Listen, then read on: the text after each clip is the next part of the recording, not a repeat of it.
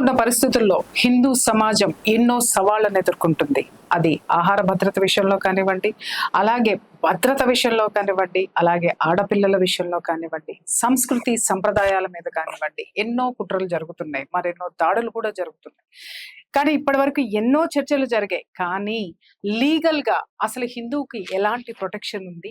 ఆ సంస్కృతి సంప్రదాయాల మీద కుట్రలు జరుగుతున్నప్పుడు దాన్ని లీగల్‌గా మనం ఎలా ఫేస్ చేయొచ్చు అనేటటువంటి అంశాల మీద ఈరోజు మనం కూలంకషంగా చర్చించుకుందాం. మై డియర్ ఫ్రెండ్స్, నేను మీ ప్రియా చౌదరి. మన ముందు మన యొక్క ప్రశ్నలన్నిటికీ లీగల్‌గా మనకున్నటువంటి సమస్యలను ఎలా ఎదుర్కోవాలో చెప్పడానికి మన ముందు ఉన్నారు అడ్వకేట్ కరుణా సాగర్ గారు. వారితోటి మాట్లాడదాం. సార్ నమస్తే. నమస్తే సార్, ఎక్కడి నుంచి మొదలు పెట్టాలో అర్థం కావట్లేదు. ఎందుకంటే అన్ని ఉన్నాయి, పుంఖాలుగా ఉన్నాయి. నిన్నే మీరు ఒక ఇంటర్వ్యూస్ కూడా మేము కొన్ని చూసాను. దేవాలయం మీద, ఆంజనేయ స్వామి ఆలయం మీద జరిగినటువంటి దాడుల మీద కూడా మీరు ఇచ్చారు.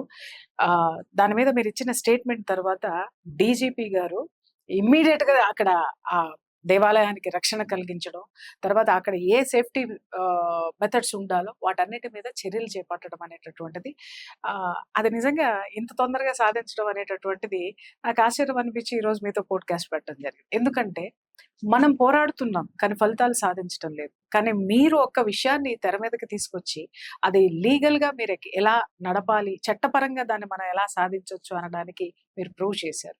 సార్ చెప్పండి, అసలు ఇప్పుడు మన ముందు ఎన్నో సవాళ్ళు ఉన్నాయి, వాటిల్ని మనం లీగల్ గా ఎలా ఎదుర్కోవచ్చు? సవాళ్ళు ఉన్నాయని మీరే అంటున్నారు, దాన్ని ఎలా ఎదుర్కోవాలని చెప్తున్నారు. కానీ సవాళ్ళు ఏంటి, ఎన్ని రకాలుగా సవాళ్ళు ఉన్నాయన్న విషయాన్ని హిందూ సమాజం ముందు అర్థం చేసుకోవాలి. హిందూ సమాజం బేసిక్గా హిందూ సమాజం ముందున్నటువంటి థ్రెట్స్ ని హిందూ సమాజం గుర్తించాలి. ఎక్కడి నుంచి వస్తుంది, ఏ యాంగిల్ నుంచి వస్తుంది, ఎవరు చేస్తున్నారు, ఎందుకు చేస్తున్నారు, దానివల్ల మనం ఇక్కడ ఎట్లా నష్టపోతున్నాం. జనరలైజ్ గా చేసి ఒక థ్రెట్ ఎప్పుడైనా ఈ మధ్యన మనం అందరం కూడా అంటున్న పదం ఏంటంటే జిహాద్. గజ్వా హింద్ జిహాద్ 2047 లోపల గజ్వా హింద్ సాధిస్తాము, దానికోసం రకరకాల జిహాద్లు చేస్తామంటారు. చాలా మంది జిహాద్ అనేసరికి దాన్ని కొన్ని సెక్షన్స్, కొన్ని యాక్టివిటీస్ వరకే జిహాద్ ని కన్ఫైన్ చేసి పెట్టారు. కానీ నా ఎక్స్పీరియన్స్ లో నేను చూసిన విధానాన్ని బట్టి నాకు అర్థమైన జిహాదులు కొన్ని మీకు చెప్తా వినండి. జిహాద్ ఎన్ని రకాలు ఉన్నాయి, హిందువుల మీద ఏ రకంగా కుట్రలు చేస్తూ ఎన్ని రకాల జిహాద్ చేస్తున్నారో, హిందూ సమాజాన్ని నిర్వీర్యం చేయడానికి, భారతీయ సంస్కృతి సాంప్రదాయాలను నిర్వీర్యం చేయడానికి ఎన్ని రకాల కుట్రలు చేస్తున్నారు అనేది మీకు చెప్తాను. మీరు కౌంట్ చేసుకోండి. నేను ఒక్కొక్కటి చెప్తుంటాను, మీరు కౌంట్ చేయాలి. తప్పకుండా. జిహాద్లలో రకాలు: లవ్ జిహాద్, ల్యాండ్ జిహాద్, ఫుడ్ జిహాద్, పాపులేషన్ జిహాద్, ఓట్ జిహాద్, మెడికల్ జిహాద్, ఎడ్యుకేషనల్ జిహాద్, సిస్టమ్ అంటే ఎగ్జిక్యూటివ్ సిస్టమ్ జిహాద్, ఇంటెలెక్చువల్ జిహాద్, మీడియా జిహాద్, ఇది వాస్తవం సరే, దీన్ని నేను పొలిటికల్ జిహాద్, ఎంప్లాయ్మెంట్ జిహాద్, స్పిరిచువల్ జిహాద్, హలాల్ జిహాద్, కన్వర్షన్ జిహాద్, సైకలాజికల్ జిహాద్, టెంపుల్ జిహాద్, మ్యారేజ్ జిహాద్, బిజినెస్ జిహాద్, మూవీ జిహాద్, మ్యూజిక్ జిహాద్, డాన్స్ జిహాద్, ఆర్ట్ జిహాద్, నరేటివ్ జిహాద్, ఫెస్టివల్ జిహాద్ అండ్ కల్చరల్ జిహాద్. 26 రకాలు. ఇవి మనం గుర్తించిన ఎన్నో కాదు, మీరు అన్నట్టు బయటికి తెలిసినటువంటివి మహా అయితే ఒక 4 అందరూ మాట్లాడుకునేటటువంటిది. ఇన్ని ఉన్నాయా సార్ లోపల? ఇన్ని ఉన్నాయి సిస్టమ్ లో. గత నిజంగా అయితే దీంట్లో కొన్ని మీకు చెప్తాను, జస్ట్ అట్లా మీకు పరిచయం చేస్తాను అంతే. ఫుడ్ జిహాద్ అందరికి తెలిసిపోయింది, ల్యాండ్ జిహాద్ తెలిసిపోయింది, లవ్ జిహాద్ తెలిసింది. పాపులేషన్ జిహాద్ అయితే మీకు అంతా తెలిసింది. పాపులేషన్ రేట్ పెంచాలి, పాపులేషన్ ద్వారా దేశాన్ని మనం కంట్రోల్లో తీసుకోవాలి, ఇక్కడ సిస్టమ్స్ రూల్ చేయాలి. ఓట్ జిహాద్, ఇల్లీగల్ ఇమిగ్రేషన్ తీసుకురావడం. మెడికల్ జిహాద్, రీసెంట్ గా డాక్టర్స్ గా ఎంబీబీఎస్ చదువుకొని ఆముదం నుంచి రెజిన్ తీసేసి విషపూరితంగా అన్నిట్లో విషాన్ని కలిపే ప్రయత్నం చేయడం మెడికల్ జిహాద్. ఎవరైతే డాక్టర్లుగా సర్టిఫై తీసుకొని 10 రూపాయలకే మేము ట్రీట్మెంట్ చేస్తామని చెప్పి ప్రచారం చేసుకొని ఆ ప్రచారం ద్వారా డబ్బులు గడించి దాన్ని దేశ విచ్ఛిన్నక శక్తుల కోసము రిక్రూట్మెంట్ చేసే ప్రయత్నం ఏదైతే జరుగుతుందో అది మెడికల్ జిహాద్, ఎడ్యుకేషనల్ జిహాద్. స్కూళ్ళల్లో, కాలేజీలలో they will forcibly make you to study their religion. మీకు తెలిసి తెలియక మిమ్మల్ని they will forcibly make you to see వాళ్ళ మతం గురించి చెప్పేటువంటి ప్రయత్నం. సిస్టమ్ జిహాద్ అంటే సిస్టంలోకి ప్రెడిటర్ అయిపోతారు, కాలేజ్ ప్రిన్సిపల్స్ అయిపోతారు, యూనివర్సిటీ డీన్స్ అయిపోతారు, అసలు మనం చూస్తున్నాం డీన్స్ అయిపోతారు. అతి భయంకరం. ఒక ముస్లిం ఐఏఎస్ ఆఫీసర్ ఉంటాడు, వాడు ఎండోమెంట్స్ డిపార్ట్మెంట్ కి కమిషనర్ ఉంటాడు. కమిషనర్, అవును. ఎడ్యుకేషన్ డిపార్ట్మెంట్ కి ఒక కమిషనర్ వెళ్ళిపోతాడు. వెళ్ళిపోయి వానికి అనుకూలము తనకు వ్యతిరేకంగా ఉన్నటువంటి వాటిని ఇంప్లిమెంట్ చేయడం స్టార్ట్ చేస్తాడు.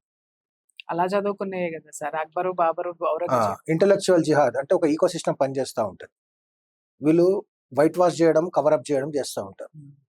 మరకబడగానే దాన్ని వైట్ వాష్ చేస్తూ ఉంటారు. మీడియా జిహాద్ ఒక స్టోరీకి 2 సైడ్స్ ఉంటాయి. ఏది మనకు అనుకూలమో చూస్ చేసుకొని దాన్ని మాత్రమే ప్రొజెక్ట్ చేస్తుంటారు, అది మీడియా జిహాద్. వాస్తవం.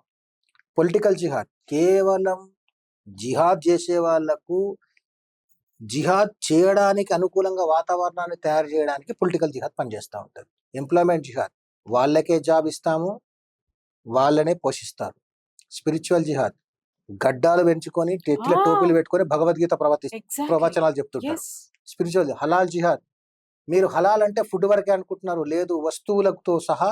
నేను ఒక మెడికల్ నేను ఒక హాస్పిటల్ చూపిస్తాను, ఆ హాస్పిటల్ కూడా హలాల్ సర్టిఫికేట్ ఉంది. యూనో బైరామల్గూడలో గ్లోబల్ గెనీగల్స్ అనే హాస్పిటల్ ఉంటుంది బైరామల్గూడలో.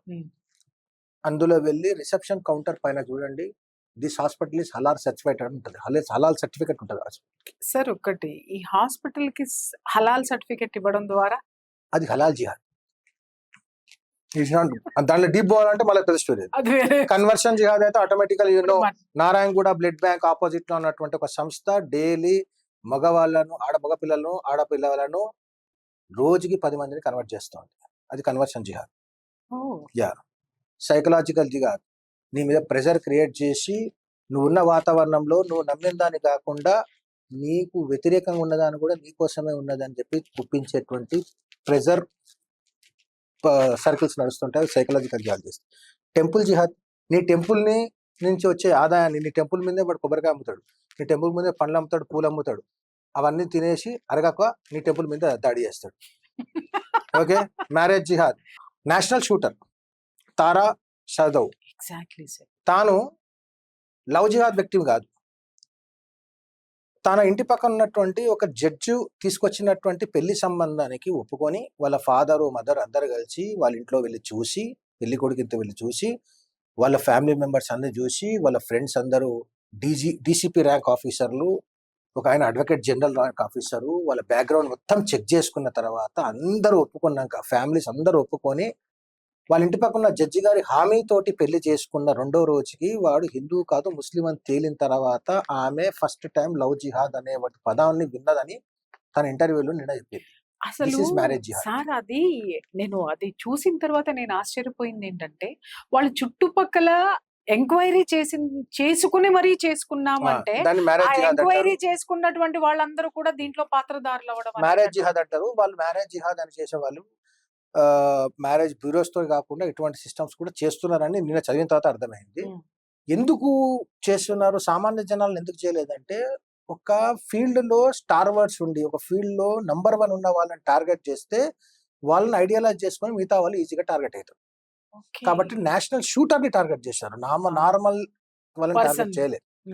దాని తర్వాత బిజినెస్ జిహాద్, మనం అనుకుంటున్నట్టు బిజినెస్ లోకి వెళ్ళి ఒక్కొక్క బిజినెస్ ఒక్కొక్క కులవృత్తిలోకి ఎంటర్ అయిపోయి దాన్ని మొత్తం కబ్జా చేయడం. Mutton business, chicken business, fish business, cutting షాపులు, జ్యువెలరీ, కూరగాయలు, పండ్లు, పూలు, కొబ్బరికాయలు, అగరబత్తులు ఎవ్రీవేర్ అయిపోయిందా. మూవీ జిహాద్, ఒక మూవీ తీస్తాడు, ఆ మూవీలో 786 వేసుకున్నటువంటి అమితాబ్ బచ్చన్ మంచి కోసం పనిచేస్తుంటాడు. రోజు పొద్దున్న లేచి దేవుణ్ణి పూజ చేసేటువంటి ఇంకో వ్యక్తి సమాజానికి హాని చేస్తుంటాడు. 786 ఉన్నవాడు సమాజానికి మంచి చేస్తుంటాడు. ఒకడు ఫైర్ చేస్తే ఆ బుల్లెట్ వచ్చి 786 దాకుతుంది కాబట్టి కాపాడబడుతుంది అంటే నువ్వు 786 నమ్ముకుంటే నువ్వు కాపాడబడతావని ముహి జిహాద్. మ్యూజిక్ జిహాద్. బాబీ సినిమాలో అందరూ చాలా వరల్డ్ ఫేమస్ పాట ఉంటారు, మషాయర్ తో నహీ మగర్ హై హసీ, ఈ పాట ఉంది కదా దీంట్లో, మకాఫిర్ తో నహీ అంటే నేను అల్లాని నమ్మని వాడిని కాదు కాబట్టి నేను ప్రేమిస్తా. ఈ కాఫిర్ అనే పదానికి అర్థం తెలియకుండా ఇన్ని సంవత్సరాల నుంచి మనం ఆ పాటను పాడుతూ వస్తున్నాం. కొత్తగా మూవీ ఉంది, రబ్బానే తుజ్కో బానానే మే అనే పాట ఉందా? ఆ పాట తీసింది కాశీ వీధులలో, అవును కానీ రబ్బా అనే పాట పాడుతాడు అనే పదాన్ని ఉపయోగిస్తాడు. ఆ, అంటే నువ్వు కాశీని చూపిస్తూ నీకు అల్లాని గుర్తు చేస్తుంటాడు. దట్ ఈస్ మ్యూజిక్ జిహాద్. దాని తర్వాత Indian classical music, Indian music మొత్తాన్ని తక్కువ చూపించి సూఫీ మ్యూజిక్ ని, వెస్ట్రన్ మ్యూజిక్ ని చాలా హైప్ ఉంది క్రియేట్ సార్. చేసేటువంటి అవును. ప్రయత్నం. ఆ మధ్య మూడోది కాలంలో ఎక్కువ అరబిక్ ఇక్కడి నుంచే తీసుకొని డాన్స్, ఎక్కువ డాన్స్ ఏఆర్ రెహమాన్ చేసిన చాలా వరకు కాపీ పేస్ట్ ఏఆర్ రెహమాన్ చాలా చాలా చేశాడు. AR Rahman is another Hamid Ansari, ఆయన గురించి తర్వాత మాట్లాడదాం. డాన్స్ జిహాద్ ఏంటంటే భారతీయ కళా నృత్య కళలు ఎన్ని ఉన్నా వాటిని సబ్సైడ్ చేసేసి దాన్ని మొత్తం తొక్కి పడేసి, వెస్ట్రన్ కూడా కాదు, అసలు ఇస్లాంకి డాన్స్ లేదు యాక్చువల్. ఎందుకంటే ఇస్లాం హరాం డాన్స్, ఇస్లాంలో డాన్స్ ఇస్ హరాం, మ్యూజిక్ ఇస్ హరాం. But still the propagate music and dance. ఆ డాన్స్ తీసుకుని వచ్చి దాన్ని చూపించి డామినేట్ చేసే ప్రయత్నం. Art, Islamic art, there is no art in Islamic actually. అసలు అవన్నీ హరాం ఇస్లామిక్ కదా సార్, ఆర్ట్ కళలు, లేదు, ఆ, దెర్ ఇస్ నో కళలు లేవు. Concept of art in Islam. అవును. ఎందుకు ఇస్లాంలో ఆర్ట్ లేదంటే, ఒకవేళ ఇస్లాంలో ఆర్ట్ ఉంటే తాజ్ మహల్ సౌదీ అరేబియాలో ఎందుకు కట్టలేదు, ఇండియాలో ఎందుకు కట్టారు? ఆ, రెడ్ ఫోర్ట్ సౌదీ అరేబియాలో ఎందుకు కట్టలేదు, ఇండియాలో ఎందుకు కట్టారు, భారతదేశంలో ఎందుకు కట్టారు? ఒక నిజంగా ఆర్కిటెక్చర్ ఆర్ట్ అనే వాళ్ళ కాన్సెప్ట్ దాంట్లో ఇస్లాంలో everywhere it should be. ఉంటే, Hmm. I'm posing a valid question, answer ఉన్న వాళ్ళు చెప్పొచ్చు. తాజ్ మహల్, కుతుబ్ మినార్, రెడ్ ఫోర్ట్, అజంతా ఎల్లోరాలు, ఇంకా పెద్ద పెద్ద కోటలు మేమే కట్టాం, మా వల్లనే కట్టడం సాధ్యమైందని చెప్పుకునే వాళ్ళు ఇవన్నీ భారతదేశంలోనే ఎందుకు కట్టిర్రు? వాళ్ళ మతం పుట్టి పెరిగి విరసిల్లినటువంటి సౌదీ ఎడారి దేశాలలో ఎందుకు కట్టలేకపోయిర్రు? దీనికి వాళ్ళు ప్రశ్నకు ఆన్సర్ ఇవ్వాలి. నరేటివ్, పుస్తకాలు రాయడం. రామాయణ విషవృక్షం అని పుస్తకం రాస్తారు, రాసేది రంగనాయకమ్మ. రామాయణ వృషవృక్షం అంటే రామాయణంలో ఉన్న పాత్రలను విషపూరితంగా చూపించే ప్రయత్నం. తర్వాత రోమిలా థాపర్, తర్వాత హిస్టోరియన్స్ కొంతమంది ఉన్నారు, వాళ్ళు ఎంత డిస్టార్ట్ చేశారంటే హిస్టరీని, నీ మతం పట్ల, నీ దేశం పట్ల నీకు స్వాభిమానం లేకుండా ఉండడానికి 1200 సంవత్సరాల బానిసత్వం నుంచి నువ్వు బయటికి రాకుండా కొలోనైజ్డ్ మైండ్ పెట్టడానికి వీళ్ళందరూ హెల్ప్ చేశారు. దిస్ ఇస్ నరేటివ్ జిహాద్. ఫెస్టివల్ జిహాద్, నీ ఫెస్టివల్ చేయడానికి నీకు ఆంక్షలు ఉంటాయి, వాళ్ళ ఫెస్టివల్ కి పర్మిషన్ లేకున్నా అని, అప్లికేషన్ లేకుండా పర్మిషన్స్ వస్తాయి. అడక్కముందే ఎట్లా హోలీ వస్తుంది, ఎవరి మీద రంగులు చల్లవద్దు, రోడ్ల మీద హోలీ ఆడద్దు, దీపావళి పొద్దున్న నుంచి సాయంత్రం వరకే కాల్చాలి, హోలీ ఆడాలి. దీపావళికి టపాకాలు ఇక్కడ పట్టి అక్కడ కాల్చొద్దు, ఈ టైం నుంచి ఈ టైం వరకు కాలవాలి. సంక్రాంతి వస్తే మీరు ఆ మాంజా వాడద్దు, పీకలు కట్ అవుతాయి. కానీ మొహరంకి ఎవరికి రక్త చుక్క కారదు, బక్రీద్కి ఒక రక్త చుక్క కారదు. నాన్ వెజ్ తినద్దు, అవన్నీ మనం మాట్లాడద్దు, అంతకని ఎక్కువ పోవద్దు. రంజాన్ వచ్చిందా, ఎవరు అప్లై చేయకముందే గవర్నమెంట్ ఎంప్లాయీస్ 4 గంటలకి ఇంటికి పోవచ్చు. శివరాత్రి నెక్స్ట్ డే, శివరాత్రి రోజు మీరు రాత్రంతా జాగారం చేసిన నెక్స్ట్ డే మాత్రం డ్యూటీకి రావాల్సిందే. నిన్ను నీ పండుగల నుంచి దూరం చేసి వాళ్ళ పండుగలను గ్లోరిఫై చేయడం వల్ల నీకు ఆ పండుగలే బాగున్నాయి అన్న ఫీలింగ్ నీకు రావాలి ఒకటి. తర్వాత కల్చరల్ జిహాద్, నీ కల్చర్ మీద నీకు తెలియకుండానే నీ కల్చర్ నుంచి నీకు దూరం చేసి ఇస్లామిక్ కల్చర్ని అట్లా గొప్పగా చూపించేటువంటి సినిమాలు. హీరో మంది ఏంటండి, వైశ్యల యొక్క స్టోరీ. యా దాన్ని ఎంత కలర్ఫుల్ పిక్చర్ ఇచ్చారు ఎస్ కదా. అవును. అసలు ఎంత పెద్ద సెట్టింగ్స్, అంత పెద్ద నరేషన్, గ్లోరిఫై చేయడం ఒక అందులో వృత్తిని, ఒక ఏ త్యాగము. వృత్తిలో ఉన్న వాళ్ళు ఆ వృత్తి చేస్తున్నారన్న విషయం చెప్పడానికే సిగ్గుపడేటువంటి వృత్తిని Yes. గ్లోరిఫై Glorify చేయించడాన్ని చేసి. కల్చరల్ జిహాద్ అంటారు. సో ఇన్ని రకాల జిహాద్లు మనం ఫేస్ చేస్తున్నాం. ఇన్ని జిహాద్లు మనం ఫేస్ చేస్తున్న విషయం మనలో చాలా మంది తెలియదు. అందుకే మనం ఇప్పుడు కూడా కాఫీర్తో నహీ అని పాట పాడుతున్నాం. పాట పాడేటప్పుడు రిలైజేషన్ వస్తే తెలిసిపోవాలి. అంటే దానికి అర్థం తెలియకుండా మ్యూజిక్ బాగుందని పాడుతున్నారేమో కదా సార్. అదే దాన్నే గ్లోరిఫికేషన్ అంటారు. నీకు అబద్ధాన్ని అందంగా చెప్తారు, నిజం చేతిగా ఉంటది కదా. అబద్ధాన్ని అందంగా చెప్తే సో స్వీట్ అలవాటు కోటింగ్, స్వీట్ కోటింగ్ లోపల చేదు ఉంటది, తెలియకుండానే మింగేస్తారు. అది లోపలి నుంచి పని చేయడం స్టార్ట్ అవుతుంది. ఇప్పుడు నువ్వు బాబీ సినిమాలో అంత వరల్డ్ ఫేమస్ అంటే అంత ఫేమస్ పాటలో ఇట్లా నీకు తెలియకుండా నువ్వు నువ్వు అల్లాని నమ్మేవాడిని అని చెప్తున్నావు అని ఎవరికైనా చెప్పండి, నోబడి విల్ యాక్సెప్ట్ ఇట్. దాన్నే జిహాద్ అంటారు.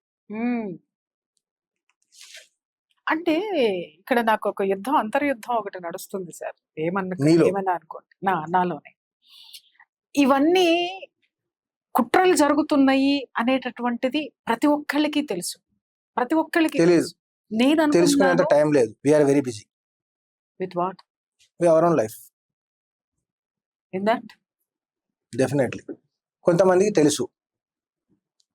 యాక్చువల్ ఏమవుతుందంటే కొంతమంది స్లంబర్లో నిద్రపోతున్నారు, కొంతమంది మేలుకున్నా గానీ చూసి అమ్మో నిద్రపోయినట్టు యాక్ట్ చేయాలి, లేకపోతే ఇవన్నీ మనకెందుకు అని నిద్రపోతున్నారు. పిడికేడు మంది మాత్రమే, అంటే చాలా తక్కువ పోర్షన్ మాత్రమే వీటిని గుర్తించి దాని మీద ఫైట్ చేసి వాటిని బయటికి తీసుకొచ్చి పడుకునే వాళ్ళని లేపే ప్రయత్నం చేస్తున్నారు, పడుకున్నట్టు నటించే వాళ్ళను లేపే ప్రయత్నం చేస్తున్నారు. కానీ పడుకునే వాళ్ళు లేచి, పడుకున్నట్టు నటించిన వాళ్ళు లేచి ఈ నిద్ర లేపే వాళ్ళని ఏమంటారు తెలుసా? అంధభక్తి అంటారు. Yes it's true. ట్యాగులు బాగా ఇచ్చేస్తున్నారు సార్. కాశ్మీర్లో మతోన్మాదులు 50 సంవత్సరాల క్రితం కాశ్మీర్లో వాళ్ళకు, కాశ్మీరీ పండితులకు కానీ కాశ్మీరీ వాళ్ళకు మీరు ఇదే పేస్ లో గనక మీరు ఇదే ట్రాన్స్ లో ఉంటే మీరు రాబోయే కాలంలో శరణార్థులుగా మిగిలిపోతుంది అని చెప్తే ఎవరు నమ్మలేదట. ఆఫ్ఘనిస్తాన్ లో చెప్పినా నమ్మలేదట, పాకిస్తాన్ లో చెప్పినా నమ్మలేదట, బంగ్లాదేశ్ లో చెప్పినా నమ్మలేదట. కానీ 50 సంవత్సరాల తర్వాత ఆ విషయాన్ని వాళ్ళు డిస్కస్ చేసిన 50 సంవత్సరాల తర్వాత అవన్నీ రియాలిటీస్ అయినాయట. ఈ రోజు కూడా మనం అదే పొజిషన్ లో ఉన్నాం. ఈ రోజు మనం ఇన్ని జిహాద్లు జరుగుతున్నాయి. నువ్వు మేలుకో, నిన్ను రక్షించుకో, నీ సమాజాన్ని రక్షించుకో, నీ ఫ్యామిలీని రక్షించుకో. నీ ఫ్యామిలీని రక్షించుకుంటే నీ రాబోయే జనరేషన్స్ రక్షించుకున్నట్టు అవుతుంది అన్న విషయాన్ని చెప్తుంటే వాళ్ళు మన అంధభక్తులు అంటారు. కాబట్టి వాళ్ళకు కూడా మనం నిజాన్ని చేదుగా చెప్పొద్దు, నిజాన్ని స్వీట్ గా చెప్పాలి. ఎలా చెప్తారు చెప్పండి, ఎగ్జాంపుల్. ఇప్పటిదాకా చెప్పింది అదే. నేను ఒక్కొక్క జిహాద్ ఏం చేసినా ఒక జిహాద్ ఎలా పనిచేస్తుందో చెప్పిన, ఎవరి దగ్గర నన్న కాదు అని చెప్పేటువంటి ప్రూఫ్ ఉంటే తీసుకురండి. నేను అడుగుతున్నది ఏంటంటే సార్, ఇప్పుడు నేను అది స్వీట్ కోటింగ్ తోటి చెప్పండి అని ఏమన్నానంటే, ఈ జిహాదుల్ని ఓవర్కమ్ ఎట్లా అవ్వాలి? ఎక్స్పోజ్ చేయాలి. ఇప్పుడు ఎక్స్పోజ్ చేస్తే మీరు అన్నట్టుగా అంత భక్తి అని పిలుస్తున్నారు కదా సార్. ఒక విషయం చెప్తానండి. డాక్టర్ జీ సంఘశాఖను స్టార్ట్ చేసినప్పుడు 1925 దసరా రోజు 5 మందితోటి, అంటే చాలా తక్కువ మందితోటి సంఘశాఖ స్టార్ట్ చేసినప్పుడు అందరూ డాక్టర్జీని ఏమన్నారు? ఈ 5 మందితోటి పోయి నువ్వు సమాజ సంస్కరణ ఎలా చేస్తావు, సమాజంలో హిందూ జాగృతిని ఎట్లా లేపుతావు, హిందువులో సెల్ఫ్ కాన్షియస్నెస్ ఎట్లా లేపుతావు అని చెప్పి క్వశ్చన్ చేసి, ఈ రోజు సంఘం 100 సంవత్సరాలకు పూర్తి చేసుకుంది. సంఘం పుట్టినరోజు అంటే రాష్ట్రీయ స్వయం సేవక్ సంఘ్ పుట్టినప్పటికీ రష్యాలో కమ్యూనిజం పుట్టింది. 100 సంవత్సరాల తర్వాత సంఘము తమ వేర్లను ఇంకా లోపలికి తీసుకువెళ్ళి వ్యాప్తి చెందుతుంది. కానీ మహావృక్షమై చాలా చాలా ప్రపంచానికి నీడను శ్వాసనిస్తాం ధర్మం ద్వారా. ఎందుకంటే ఆ 100 సంవత్సరాల ప్రయత్నం వల్లనే మొన్న డాక్టర్ మోహన్జీ భాగవత్ 2047లో we can see Akhand Bharat అని చెప్పి ఒక విషయం చెప్పారు. ఆ కాన్ఫిడెన్స్ ఎప్పుడు వచ్చింది? ఈ 100 సంవత్సరాల ప్రయాణం తర్వాత వచ్చింది. అదే వెరీ కమ్యూనిజం కన్స్ట్రక్టివ్, వెరీ అదే కమ్యూనిజం 1925 ఆ ప్రాంతంలో పుట్టి ఈ రోజు అంతరించే పరిస్థితిలో ఉండదు. ఓకే, ఎవరైనా స్టార్ట్ చేసేటప్పుడు ఇవన్నీ ఆటంకాలు, విమర్శలు అవన్నీ కామన్. కానీ మన లక్ష్యం వైపు మనది కరెక్ట్ గా ఉండి మన ఆలోచనలో క్లారిటీ ఉంటే, ఈ రోజు క్లారిటీ ఉంది కాబట్టి మన ఇద్దరం ముందు కూర్చొని డిస్కషన్ వెళ్తున్నాం. అదర్వైజ్ వండర్ సార్, ఎన్ని జిహాదులు నడుస్తున్నాయి అంటే అసలు ఇవి డిస్కస్ చేయడానికే ఒక సంవత్సరం పడుతుందేమో. ఇవి అబ్జర్వ్ చేసి రాసేటప్పుడు నాకు కొన్నిసార్లు చేతులు వణికాయి. అంటే నిజంగా ఇది జరుగుతుంది నాకు, అంటే ఇవన్నీ మన సార్ జీవితంలో మీరు ఎంత రీసెర్చ్ చేస్తూ అబ్జర్వేషన్ ఏమైనా రీసెర్చ్ చేసేదే ఉంది.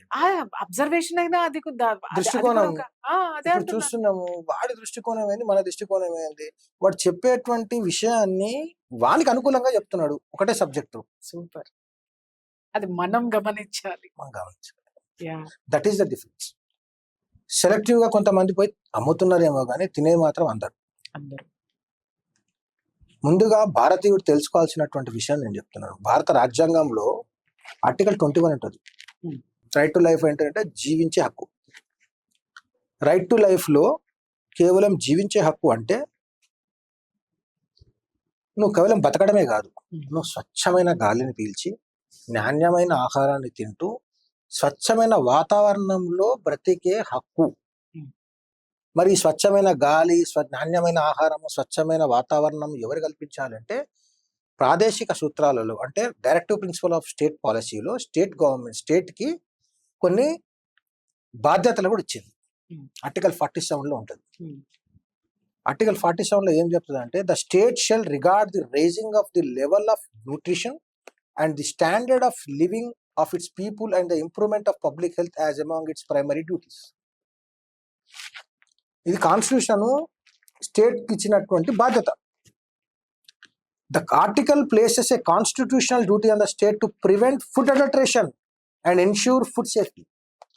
ఒక్కసారి ఎక్స్ప్లెయిన్ చేస్తారా? సరే, ఫుడ్ అడల్టరేషన్ అనేటటువంటిది ఎవరికి అర్థం కావట్లేదు sir. Article 21 of the constitution ఏం చెప్తుందంటే right to life. Right to life అని ఏం చెప్తుందంటే, article 21 guarantees no person shall be deprived of his life or personal liberty except according to procedure established by law. The Supreme Court has interpreted right to life to include right to health, right to safe food, right to live with dignity. Right to health, right to safe food, right to live with dignity. Selling అంటే adulterated food or unsafe food ని అమ్మడము direct violation of article 21. ఒకటి sir, పేదవాళ్ళు, అందుకే చెప్పాను direct principles of state పేదవాళ్ళకి ఇది వర్తిస్తుందా? భారతీయులందరికీ ఆర్టికల్ 21 చిరు వ్యాపారులకు వర్తిస్తుందా? నేను అదే విషయం చెప్తాను. ఫస్ట్ ఆర్టికల్ మీరు రైట్ ఏందో తెలుసుకోవాలి. ఎవరైనా ప్రశ్నించాలంటే ఫస్ట్ నీ రైట్ ఏందో తెలుసుకోవాలి. ఆర్టికల్ 21 లో జీవించే నీకు రైట్ టు లైఫ్ లో right to safe food, right to health ఉంది. ఆబ్వియస్లీ. ఆర్టికల్ 47 అంటే డైరెక్టివ్ ప్రిన్సిపల్స్ ఆఫ్ స్టేట్ పాలసీలో ఏం చెప్తుంది అంటే, the state shall regard the raising of the level of nutrition and the standard of living of its people and the improvement of public health as among its primary duties. The article places a constitutional duty on the state to prevent food adulteration and ensure food safety. ఇక్కడ prevention ఉందా sir? Yes, అది state యొక్క బాధ్యత. But ఇక్కడ ఉన్నటువంటి state governments, ఇక్కడ ఉన్నటువంటి state systems దాన్ని ఇంప్లిమెంట్ చేయనంత మాత్రం అది లేనట్టు కాదు. మనకు తెలియదని అర్థం. అంటే స్టేట్ గవర్నమెంట్ కి తెలియదా సార్, లేకపోతే స్టేట్ గవర్నమెంట్ తెలియదు, తెలిసే చేస్తుంది. మనము మన హక్కుల గురించి తెలుసుకోవాలంటే ఫస్ట్ రాజ్యాంగం చదవాలి. చాలా మంది రాజ్యాంగాన్ని చూపిస్తుంటారు, చదవరు. చదివితే 10 మందికి చెప్పొచ్చు. ఆర్టికల్ 21 లో మీకు రైట్ టు లైఫ్ లో right to food, right to safe food, right to health ఉంది. ఆర్టికల్ 47 లో మనకు ఎట్లయితే 21 లో మనకు రైట్ ఇచ్చిందో, ఆర్టికల్ 47 లో స్టేట్ కి బాధ్యతలు కూడా ఇచ్చింది. ఏమని? ఫుడ్ అడల్టరేషన్ ని ప్రివెంట్ చేసి సేఫ్ ఫుడ్ అందించేటువంటి బాధ్యత కూడా స్టేట్ గవర్నమెంట్ దే. దాంతో పాటు న్యూట్రిషన్స్ లెవెల్స్, అవసరాన్ని బట్టి న్యూట్రిషన్స్ లెవెల్స్ ని స్టేట్ గవర్నమెంట్, స్టేట్స్ ప్రజలకు అందించాలి న్యూట్రిషియస్ ఫుడ్ ని. అందుకే public health public supply systems ఉంటాయి, ఉమ్, తెలుసు కదా. అవును. అది నాణ్యమైనటువంటి బియ్యాన్ని అవును, వాటిని ఇవ్వాలి. సరసమైన ధరకి ఇస్తుంటారు. సో ఇవన్నీ ఉన్నటువంటి బాధ్యతలు. అయితే 7th షెడ్యూల్లో కాంకరెంట్ లిస్ట్ అని ఉంటుంది ఉమ్, ఆర్టికల్స్ మన కాన్స్టిట్యూషన్ లో. దాంట్లో ఎంట్రీ 18 ఏముంటుందంటే food adulteration laws are supported by ప్రతి రాష్ట్ర ప్రభుత్వము తమ రాష్ట్రాల్లో ఫుడ్ అడల్టరేషన్ ని కంట్రోల్ చేయడానికి చట్టాలు చేయాలి. అది దేంట్లో కాంకరెంట్ లిస్ట్ లో ఎంట్రీ 18 ఏముందంటే adulteration of food stuffs and other goods. Um, um, దీంట్లో స్టేట్ ఏం చేయాలంటే అడల్టరేషన్ of food stuffs and other గూడ్స్ వీటిలో కల్తీ లేకుండా తయారు చేయాల్సినది, కల్తీ చేస్తే ఏ రకమైన చట్టాలు వర్తిస్తాయో, ఎటువంటి శిక్షలు ఉంటాయో అనేది స్టేట్ గవర్నమెంట్ చట్టాలు చేయాలని కాన్స్టిట్యూషన్ రాసింది. ఆ కాన్స్టిట్యూషన్ రాసినటువంటి దాని ప్రకారం మన ప్రతి రాష్ట్రంలో కూడా food safety and standards act 2006 ఉంది ఉన్నది. Sir. Food safety and standards act 2006 లో క్లియర్ గా ఏముంటుందంటే యూనిఫామ్ రెగ్యులేటరీ మెకానిజం ఉంటుంది అనమాట. Food supply, manufacture, storage, distribution, sale and import కి food safety standard authority of India యొక్క లైసెన్స్ ఎవరెవరు తీసుకోవాలంటే పెద్ద పెద్ద బ్రాండెడ్ హోటల్స్ నుంచి ఉమ్, కెఫేస్, రెస్టారెంట్స్, కిల్లీ కొట్టులో అమ్మేటువంటి ఫుడ్లకుతో సహా రోడ్డు సైడ్ ఉన్నటువంటి పానీపూరీలు, రోడ్డు మీద అమ్మేటువంటి చుడువాపల్లీలు, రోడ్డు మీద అమ్మేటువంటి హలీం బట్టీలు, చుడువాపల్లీలకు కూడా. చుల్లాపల్లీలకు కూడా FSSAI సర్టిఫికెట్ ఉండాల్సిందే ఉమ్, చట్ట ప్రకారం. ఉమ్, దాంతో పాటు ఉమ్. సార్ వాళ్ళు చిరు వ్యాపారులు సార్. చిరు వ్యాపారులైనా సరే దీంట్లో క్లియర్ గా ఉంటది. హాకర్స్, ఉమ్, రోడ్ సైడ్ వెండర్స్, అవును. Hotels, eateries, restaurants. Sir journalism చేసిన నాకు, లా చేసిన మీకు అర్థమైతుంది సార్, జనంకి అర్థమయ్యాయి జనాలకు అర్థమయ్యేది ఏంటంటే ఏదైనా చెప్తున్నా మేడం, మాట్లాడితే. ఉమ్, మీ రైట్ ఏంటంటే ఉమ్, మీకు నాణ్యమైన ఫుడ్ తినేటువంటి ఉమ్, రైట్ మీకు ఉన్నది. ఉమ్, అది ఆర్టికల్ 21 లో కాన్స్టిట్యూషన్ మీకు ఇస్తుంది. ఉమ్, తినాలా వద్దా అనేది మీ ఇష్టం. ఉమ్. ఓకే. అదే కాన్స్టిట్యూషన్ స్టేట్ గవర్నమెంట్ కి ఏం చెప్తుందంటే నాణ్యమైనటువంటి ఫుడ్ సప్లై చేయాల్సిన బాధ్యత మీకున్నది. ఉమ్, అడల్టరేటెడ్ ఫుడ్ ని, ఉమ్, కల్తీ ఫుడ్ ని కంట్రోల్ చేయాల్సినటువంటి చట్టాలు కూడా చేసేటువంటి మీ దగ్గర పవర్ ఉందని చెప్పి చట్టాలు కూడా చేయమని చేశారు. ఉమ్, చట్టాన్ని ఇంప్లిమెంట్ చేయాల్సినటువంటి ప్రభుత్వాలు ఉమ్, దాని చట్టాన్ని ప్రాపర్ గా ఇంప్లిమెంట్ చేయకుండా ఉమ్, అడల్టరేటెడ్ ఫుడ్ ఉమ్, మార్కెట్ లో విరివిగా అమ్ముతుంటే వితౌట్ లైసెన్స్, ఉమ్, హక్కులు తెలియనటువంటి భారతీయులు ఉమ్, వాటిని లొట్టలేసుకొని తిని ఆరోగ్యాన్ని పాడు చేసుకొని హాస్పిటళ్లలో బిల్లులు కట్టి హాస్పిటల్ బిల్లులకు అప్పులు చేసి అప్పుల పాలైపోయి ఫుడ్ పాయిజనింగ్ వల్ల దేశ భవిష్యత్తును నిర్ణయించాల్సినటువంటి యూత్ ఉమ్. హాస్టల్లో చనిపోతారు. వాస్తవం సార్, ఎన్నో కేసులు. ఇదంతా అవగాహన లోపం వల్ల జరుగుతుంది. Um, every citizen has got a right to life. Right to life లో right to safe food and right to health ఉంది. ఉమ్. దాన్ని కాపాడాల్సినది, దాన్ని ప్రొటెక్ట్ చేయాల్సిన బాధ్యత స్టేట్ కు ఉంది. ఇది వయలేషన్ చేస్తే ఏంటి సార్? చూడండి, వైలేషన్ చేస్తే ఏంటి అంటే ఇప్పుడు ఒక ఒక చిన్న ఒక చిన్న విషయం విషయం చెప్తాను. ఒక హాస్టల్లో ఫుడ్ వెల్టరేషన్ అయింది. ఉమ్, హాస్టల్లో పిల్లలు హాస్పిటలైజేషన్ అయ్యారు, సివియారిటీ పెరిగింది, ట్రీట్మెంట్ జరుగుతుంది.